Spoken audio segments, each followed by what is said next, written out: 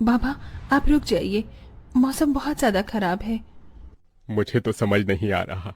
ये दिन पर दिन मौसम खराब होता जा रहा है।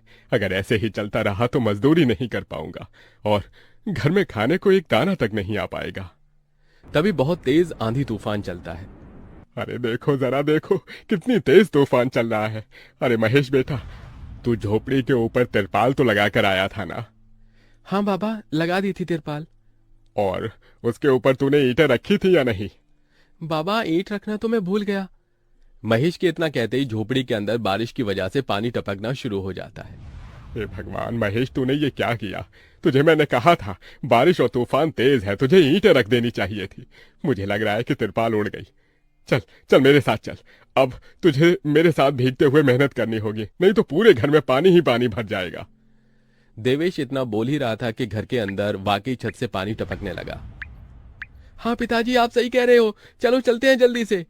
दोनों बाप बेटा बारिश में बाहर निकलते हैं और झोपड़ी की छत पर तिरपाल को सही से लगाना शुरू कर देते हैं। अरे बेटा, ईंट को अच्छे से रखना, कहीं ईंट गिर न जाए। ठीक है पिताजी, सही सही रखूंगा। महेश इतना कहकर अच्छे से ईंट से तिरपाल को दबाने लगता है, जिससे छत ढक जाती है और झोपड़ी में पानी टपकना बंद हो जाता है। लेकिन इसी के चलते हुए बेचारे दोनों के दोनों बहुत बुरी तरह भीग जाते हैं। अरे चलो बेटा, बहुत ठंड हो रही है, बाहर घर में चलते हैं। चलो, बरसात में मौसम बिल्कुल ठंडा हो गया है। हाँ पिताजी, आपने बिल्कुल सही कहा, चलिए। जब दोनों बाप बेटा घर के अंदर आ जाते हैं तो मेघा उन्हें सूखा कपड़ा देती है और अपना शरीर पोंछने के लिए कहती है। आप लोग अपना शरीर पोंछ लो और सूखे कपड़े पहन लो, नहीं तो ठंड लग सकती है।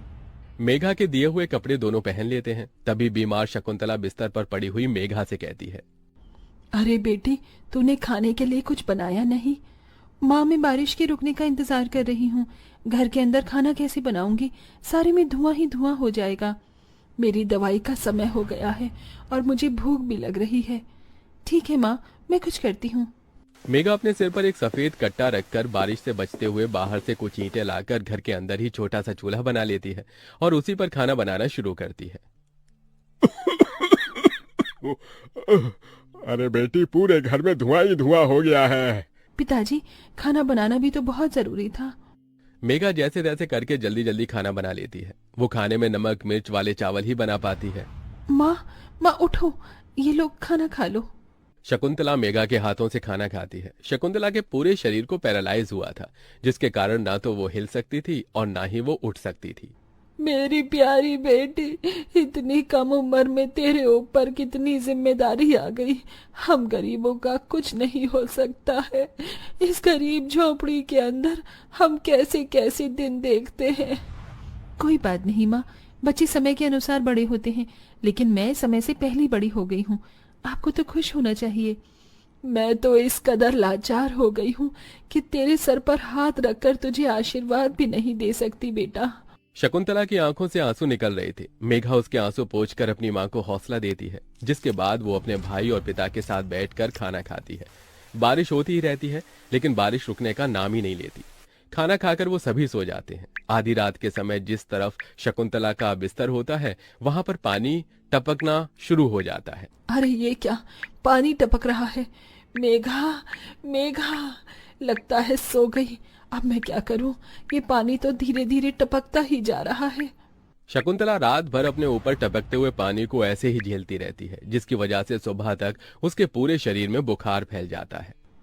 अरे, अरे ये क्या माँ, आपको तो बहुत ही बुखार हो गया है। रात भर ये झोपड़ी की छत टपकती ही रही। मैंने तुम्हें उठाने की कोशिश की, लेकिन तुम्हारे तक आवाज नहीं गई। ये सुनकर मेघा को बहुत अफसोस होता है।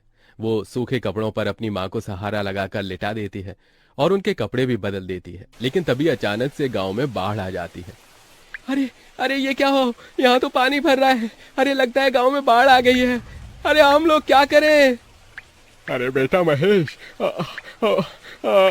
अरे भाई, अपनी माँ को कंधे पर उठा, नहीं तो हम सभी बह जाएंगे। अरे पानी में कोई जुगाड़ करता हूँ बेटा। देवेश फौरन घर के बाहर जाता है। जहां वो आसपास देखता है, उसे एक रेडी दिखाई देती है। देवेश उसे लेकर आता है, जिस पर शकुंतला को लिटा देता है। अरे चारों तरफ पानी ही पानी हो रहा है, हमें अब यहाँ से जाना होगा, नहीं तो पानी में हम डूब जाएंगे। तभी अचानक से उनकी झोपड़ी पानी में डूबकर बह जाती है। हमारी